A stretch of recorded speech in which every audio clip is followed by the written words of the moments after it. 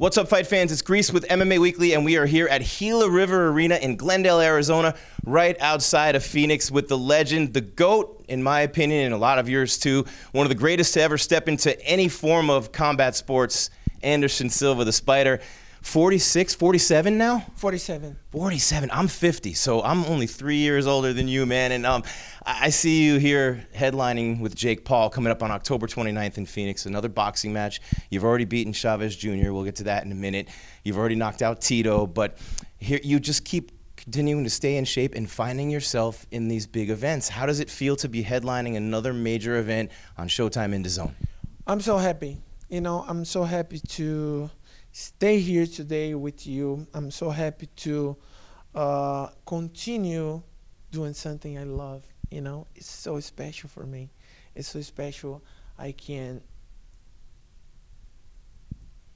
doing and continue doing something for my fans, and here in my country and the rest of the world, and it's so amazing for me.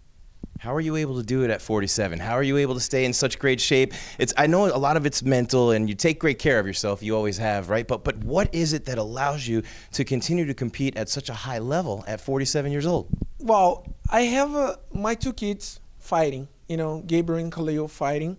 I have my partners, the son with my boxing coach, Nico, the little Nico, is go to the Olympic team, and they train with me every day. And Eliezer helped me. He's an amazing kickboxer in Brazil and is fighting professional boxing now, and helped me a lot. And my boxing team in Brazil, the academy champion in Bahia, the fighters come to help me a lot. My coach, when I stay in Rio, Cesario Bezerra, helped me to continue training, and I have good fighters and good level to help every day to continue doing my job. And I never stop, because the secret that I talk to my kids and to my students too, the secret doesn't matter how your professional job, you don't love, you don't have passion, don't do it. That smile always there. Yeah, because you don't go do something correct. You're not doing something and feel happy. And that's I'm happy, because this is my air. This is my heart. I can breathe when I'm not training, when I'm not prepare my mind for fighting. What about all those years jiu-jitsu, grappling, the different disciplines of MMA, and getting in that kind of shape, plus the 5-minute rounds over the years? You have more rounds in boxing, but the 5-minute rounds, I always tell people, 5-minute rounds in MMA, you really have to be in elite shape to do that. Yeah, so right now I just training boxing for 6 months. I doing a break when I back to the Dubai, and I do a break and go to Mexico to work in a movie. And when I come back to Mexico, back to my home in LA, I start training jiu-jitsu. And one day a week, I do the sparring, MMA sparring, and I train jiu-jitsu with my kids, with my daughters. And I don't stop training, it's something inside me. I can't stop. I training every day. I training, and sometimes my kids say, "Dad, you need to stop. I'm tired." Say, "What? You tired? But I'm not. I'm older than you. You need to." And that's great. That's amazing, And the more important for me is pass for the new generation and for the different people. Doesn't matter is fighter or not. You can do anything when you have a passion, when you love, and that's I continue doing something special, especially because I come to live in the United States 12 years ago, and that's I talk to my kids every day. So you come to live in this country, you have the opportunity, because I working hard for build the great opportunity to live in here. You go to school, do your best. You go to work, do your best, because I continue to do my best, because I live in here now.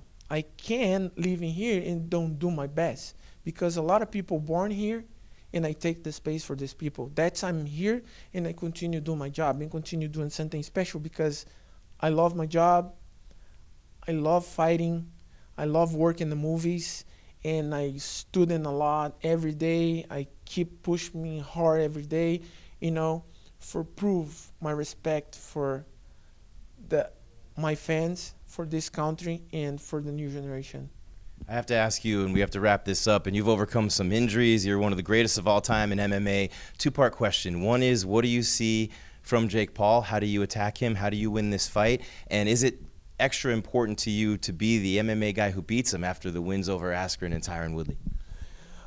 I mean, I think that every single fight they have the different strategy, I think that Tyron Wood don't have too much time to adaptate the rules for boxing, especially because it's not, your base is not boxing, but it's a very good fighter, It's easy to everybody talking about Tyron Wood.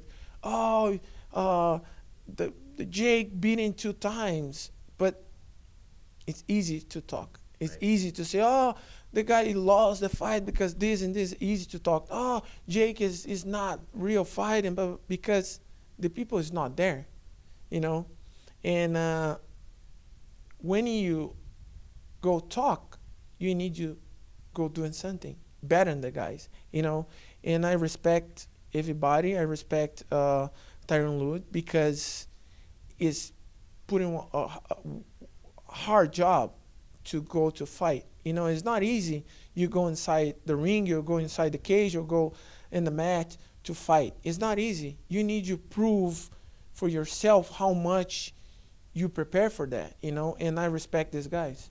And how do you beat Jake? I don't know. I don't like to say this because, I don't know, fight is fight. But I train hard for win. I train with the good boxers, high level, and 5 guys come to help me. And the last sparring with Eliezer is my partner. He's knocked me out 2 times, and when I finish the training, I talk to my coach Nico and say, Coach, let me tell you something.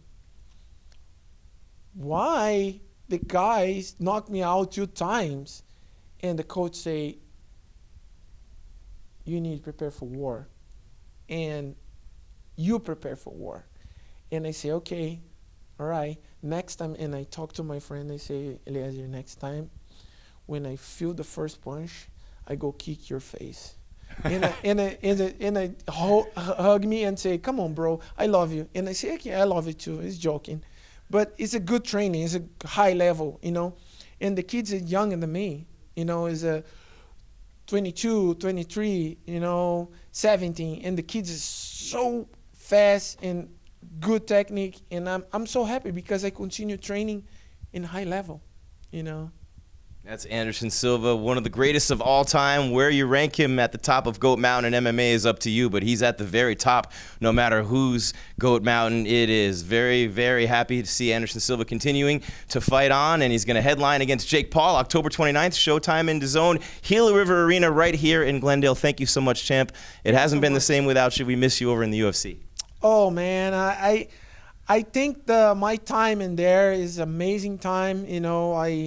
I have a very special moment in my life inside UFC and in my entire career, but I think the UFC is a part to my life. I know I'm part of UFC too, and I respect everybody, and a lot of people think, oh, I hate Dana, but I don't hate, Dana is Dana, and that's the game, and the people need to respect everybody, Thank you very much. It's an honor to talk to you again. Good to see you, my friend. Thank you. Anderson Silva on MMA Weekly.